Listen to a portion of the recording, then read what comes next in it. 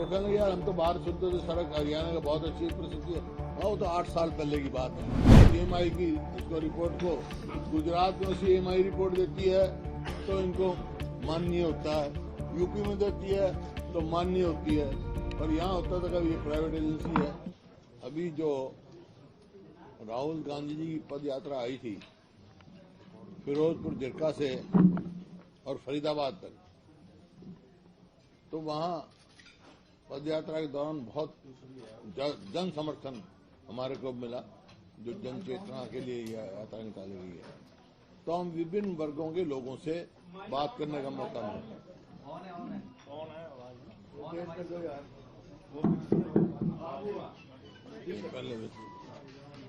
तो विभिन्न वर्गों के लोगों से बात करने का हुआ और हम इस नतीजे पे पहुंचे हैं कि जो ये मौजूदा सरकार है बीजेपी की, जेजेपी की, इससे हर वर्ग विमुख हो चुका है और परेशान है। चाहे वो बेरोजगारी में नंबर 1 हरियाणा हो गया, चाहे किसान है, अब देखा भी उठा है, हमारी बहुत सारी कॉलिंग अटेंशन और एडजॉर्नमेंट मोशन थी, सरकार सुनने के तैयार नहीं है, इलेक्शन पे आ रही है।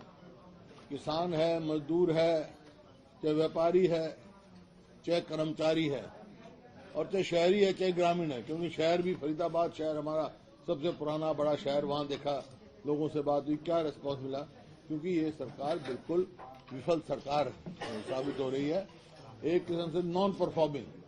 जो वहां से हम शुरू हुए और पदयात्रा में हुई तो बहुत से बाहर से भी आए हुए थे नेता, राहुल जी तो थे ही, तो सड़कों में जो गड्ढे देखे उन्होंने, जो सड़कों की हालत देखी, तो कहने यार हम तो बाहर सुनते थे सड़क हरियाणा का बहुत अच्छी परिस्थिति है। वो तो 8 साल पहले की बात है। इस 8 साल में तो कोई सड़क भी रिपेयर नहीं की इन्होंने। कहीं ऐसा प्रतीत नहीं होता कि भाई सरकार कुछ काम कर रही है। तो इस सरकार जो है एक किस्म से नॉन परफॉर्मिंग गवर्नमेंट, जैसे नॉन परफॉर्मिंग एसेट हो जाते हैं ना, वही काम है, सिर्फ कर्जा बढ़ा रहे हैं। कर्जा कितना हो गया है? नहीं, ज्यादा हो गया, मैं बताता हूँ। कर्ज जो है आज आपका कर्ज और ये लायबिलिटी मिला के तो बहुत हो जाएगा, वो तो देनदारी मिला के और कर्ज मिला के तो 4,15,511 करोड़। ये सीएजी की रिपोर्ट का है, 2022 की रिपोर्ट।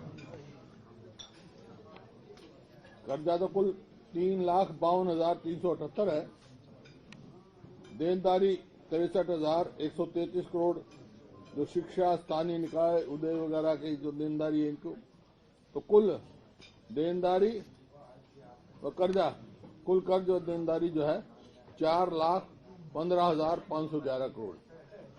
तो इसका मतलब क्या है कि प्रदेश डेट ट्रैप में फंसता जा रहा है। जो पंजाब का हाल है वही हरियाणा का हाल होने जा रहा है। तो ये बहुत गंभीर सिचुएशन हो रही है। और बेरोजगारी का तो आप देख रहे हैं, सीएमआई की उसको रिपोर्ट को गुजरात में सीएमआई रिपोर्ट देती है तो इनको मान्य होता है, यूपी में देती है तो मान्य होती है, और यहाँ होता था कभी ये प्राइवेट एजेंसी है।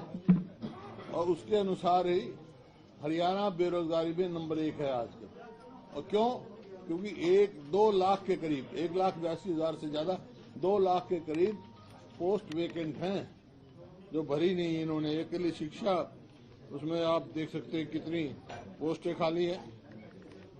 स्कूल जो है वो घटा दिए, 38,476 पद खाली है के लिए एजुकेशन, 38,000। और जो ये मर्ज किए हैं स्कूल, उसमें 25,000 वोट तो वैसे ही कर दी, खत्म कर दी। जो मर्जर कर दिया, स्कूल घटा दिए। 97 जो स्कूल 14,503 थे वो 7,900 स्कूल हो गए घट के, मर्ज करके। इसका मतलब पोस्ट जो है अबॉलिश हो गई, 25,000 पोस्ट।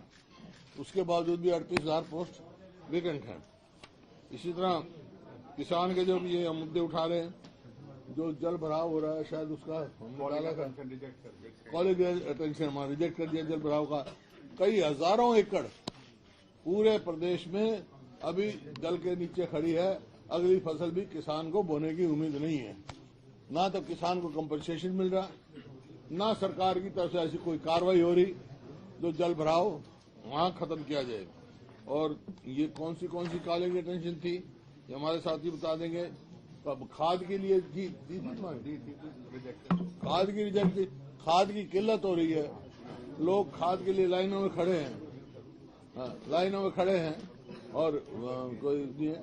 इसी प्रकार से गन्ने की कीमत, ये मतलब ये देखो ना, गन्ने की कीमत का ये हाल कर दिया इन्होंने कि हमारे समय में वृद्धि जो हुई वो 165% वृद्धि हुई, यानी कि 18% हर साल हमने गन्ने की कीमत की वृद्धि करी। उन्होंने गन्ने की कीमत जो है 2% भी नहीं बढ़ाई और अभी तक इस साल तो दिया ही नहीं है।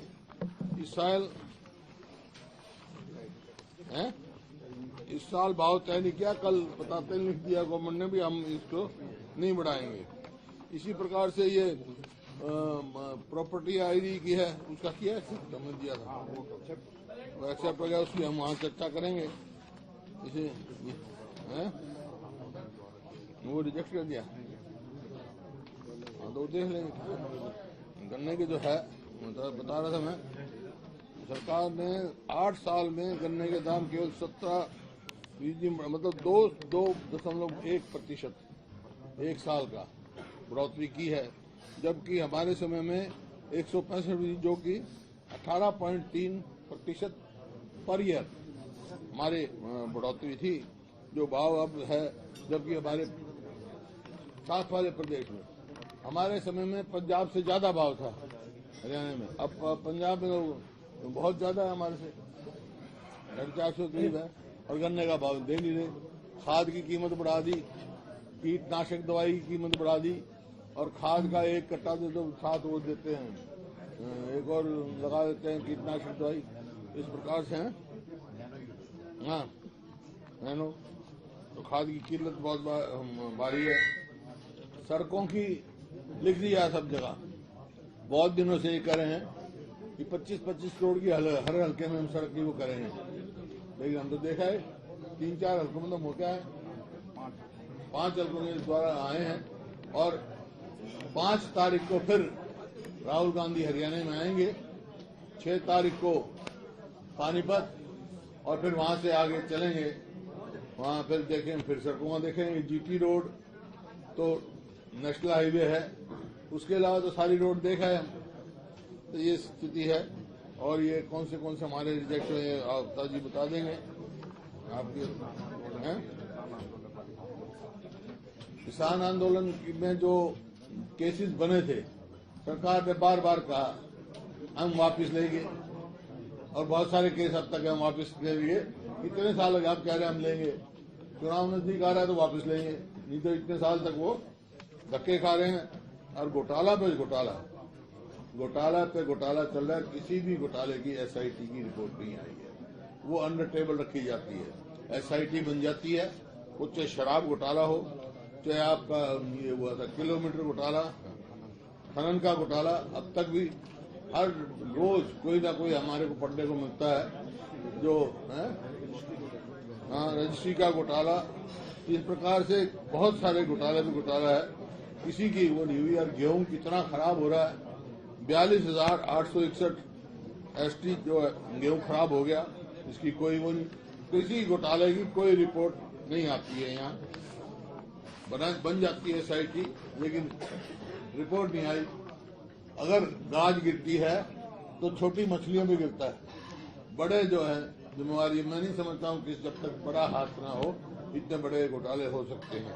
तो किसी घोटाले की वो रिपोर्ट नहीं आई है यहाँ पे। और ये जो बॉन्ड पॉलिसी जो एमबीबीएस स्टूडेंट्स के लिए है, और इन्होंने जब कहा अब हमने 1 साल घटा दिया, वो बिल्कुल नहीं है। इसका मतलब साफ है, अगर ये लागू कर दी तो मतलब ये है कि गरीब आदमी और मध्यवर्गीय बच्चे का परिवार का बच्चा डॉक्टर बन ही नहीं सकता है। तो ये गलत है, इसको तुरंत वापस लेना चाहिए। इतने दिन बैठे हैं वो बेचारे, उसका कोई कारण था। ठीक है, मजबूरी में उन्होंने कर दिया। सीटें आज भी खाली पड़ी हैं, आएंगे लोग बाहर जा रहे हैं हमारे विद्यार्थी। तो ये सरकार, जैसे मैंने कहा, ये कोई भी एक भी उपलब्धि सरकार की नहीं है। तो